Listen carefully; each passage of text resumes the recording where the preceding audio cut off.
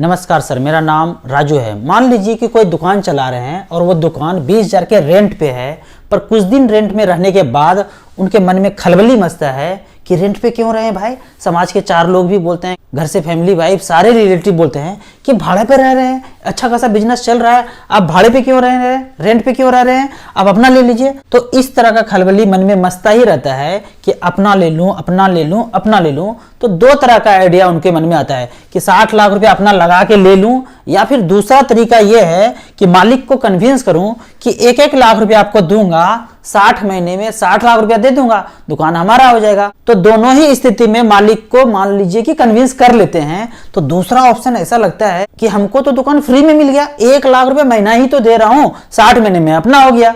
जबकि रेंट का बात करूं तो मात्र 20,000 रुपया पर मंथ दे रहे हैं वो। ऐसे मौके पे मुझे एक कहावत हमेशा याद आता है कि थान जाए तो जाए, गज नहीं जाना चाहिए। तो इसका कैलकुलेशन मैं आगे दिखाता हूं कि ये थान क्या है और गज क्या है। मान लीजिए कि 60 लाख रुपया वन टाइम दे दिया और आने वाले 15 साल तक अगर ये रेंट पे ही रहते, कहीं कुछ नहीं करते, जैसे बिजनेस चल रहा है वैसे चलता रहता, अपने दुकान का सारा पूंजी तोड़ के वो 60 लाख रुपया इधर उधर से जमा करने के बजाय ऐसे ही चलता रहता, और वो 60 लाख रुपया अगर म्यूचुअल फंड में इन्वेस्ट कर दिया होता आने वाले 15 साल के लिए, मात्र 12% का रिटर्न कैलकुलेट करूं तो 3,28 लाख रुपया होता है। जबकि दूसरा ऑप्शन देखते हैं कि 1-1 लाख रुपया मंथली दिया मालिक को, तो 1 लाख रुपया पर मंथ दिया 5 साल के लिए, 12×5 60 लाख रुपया उनको मिल जाएगा। तो 60 लाख रुपया मूलधन चला गया उनको। लेकिन यही पैसा 1-1 लाख रुपया mutual fund, SBI mutual fund में जाता रहे, बैंक में जाते, चेक काट के दे देते, मालिक के पास नहीं जाते, बैंक में जाते, SBI mid cap, SBI small cap, SBI Contra fund, SBI blue chip, SBI multi cap, SBI flexi cap, बाहर लगा हुआ है एसबीआई म्यूचुअल फंड में। 1-1 लाख रुपया चेक काट के देते रहते 5 साल तक देते रहते, मात्र 12% का रिटर्न ओवरऑल कॉम्बिनेशन में रिटर्न मिलता, तो 60 लाख रुपया आपके मूलधन का वैल्यू होता 82,48,000 रुपया। ये तो 5 साल ही हुआ है, 82,48,000 हो गया।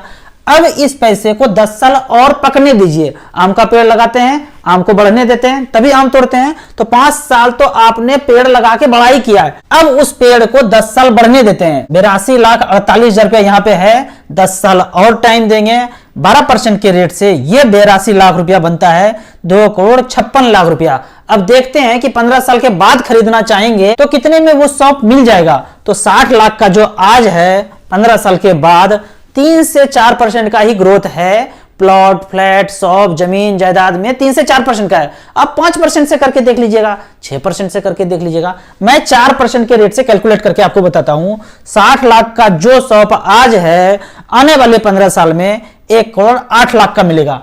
तो जो पैसा आपने इन्वेस्ट करके बनाया 2,56,00,000 रुपया, इसमें 1 करोड़ हटा दीजिए, लगभग 1.5 करोड़ रुपया आपका हो गया। जिस दिन 1.5 करोड़ रुपया कैश में, व्हाइट में आपके अकाउंट में होगा, उस दिन को, उस स्थिति को बोलेंगे कि आप फाइनेंशियल फ्रीडम पा चुके हैं। आपका शटर बंद हो जाए, दुकान ना चले, बच्चे बाहर पढ़ते हैं, कोई देखने वाला नहीं है, आप बीमार रहते हैं, तो भी आपका पैसा जीवन यापन करने के लिए ये जो 1.5 करोड़ रुपया एकत्रित हुआ है, यहां से 1 लाख रुपए पर मंथ आपको पेंशन आता रहेगा। कौन देगा पेंशन? वही एसबीआई ब्रांच, जहां आपने हर महीने जाके मेहनत के पैसे को जमा किया है, वो आपको हर महीने देना शुरू करेंगे। कौन कौन लेता है इस तरह से पैसा? बहुत लोग लेता है, जिनको जानकारी है वो सब ले रहे हैं। आपको नहीं जानकारी है तो कुंडी मार के आप दुकान में 60 साल तक बैठे हुए हैं। और जिनको पता है, पेंशन लेते हैं, दूसरी जगह घूमने जाते हैं, सब कुछ करते हैं, आपके तरह दुकान पे ही नहीं बैठते हैं। मैं हमेशा कहता हूं कि अपने जिंदगी में एक लेवल सेट कर लीजिए। कितना? 1 करोड़, 2 करोड़, 3 करोड़, 4 करोड़, 5 करोड़, कितना?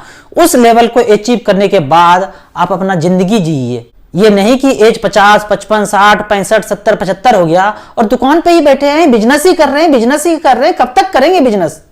तो इस तरह से आप देख सकते हैं कि यहां 2,56,00,000 रुपया बनता है।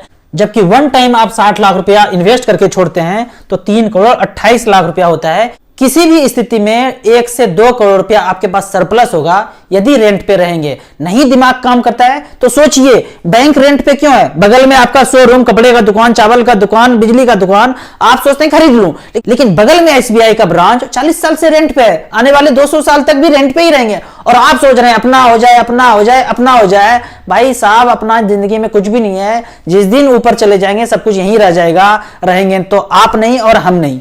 तो जिंदा रहते धरती पे जितना एंजॉय करना है कर लीजिए, पैसे के पीछे जिंदगी भर नहीं भागना है।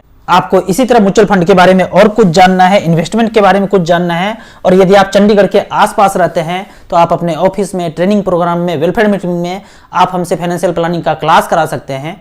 आपको ऑनलाइन म्यूचुअल फंड में इन्वेस्ट करना है तो मेरे वेबसाइट starsip.in के साइट पे जाके आप ऑनलाइन म्यूचुअल फंड खरीद सकते हैं। यहाँ पे आप मिनिमम 100 रुपया का SIP भी कर सकते हैं। 100 रुपया का 10 ले लेंगे, 1000 रुपया से अपना जिंदगी शुरुआत कीजिए। जैसे जैसे नॉलेज कॉन्फिडेंस बढ़े फिर आप यहाँ पे ज्यादा पैसा इन्वेस्ट कीजिए। वीडियो अच्छा लगे तो उन लोगों को जरूर शेयर कीजिए जो 40 साल, 50 साल, 60 साल से अपने बिजनेस में घुसे हुए हैं और उस चक्रव्यूह से वो निकलना भी नहीं चाहते हैं। वीडियो दिखाएंगे तो क्या पता वो निकल के आ सकते हैं।